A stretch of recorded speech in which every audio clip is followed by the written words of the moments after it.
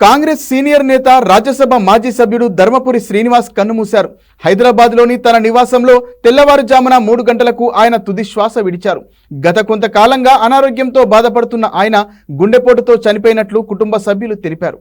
నిజామాబాద్ జిల్లాకు చెందిన డిఎస్ కాంగ్రెస్ పార్టీలో అంచెలంచెలుగా ఎదిగారు.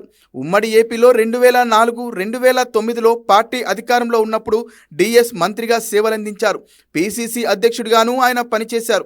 రాష్ట్ర విభజన తర్వాత 2015లో బీఆర్ఎస్లో చేరిన డిఎస్ రాజ్యసభ సభ్యుడిగా ఎన్నికయ్యారు. అనంతరం మళ్లీ కాంగ్రెస్ కండువా కప్పుకున్నారు. డిఎస్కు 2 కుమారులు ఉన్నారు. వారిలో చిన్న కుమారుడు ధర్మపురి అరవింద్ ప్రస్తుతం బీజేపీ తరపున నిజామాబాద్ ఎంపీగా ఉన్నారు. పెద్ద కుమారుడు సంజయ్ గతంలో నిజామాబాద్ మేయర్గా పనిచేశారు. కాగా 1948 సెప్టెంబర్ 27న జన్మించిన డిఎస్ నిజాం కళాశాల నుంచి డిగ్రీ పూర్తి చేశారు. 1989లో కాంగ్రెస్ పార్టీ తరపున బరిలోకి దిగిన ఆయన నిజామాబాద్ అర్బన్ నుంచి తొలిసారి అసెంబ్లీకి ఎన్నికయ్యారు. అనంతరం 1999, 2004లో ఎమ్మెల్యేగా గెలిచారు.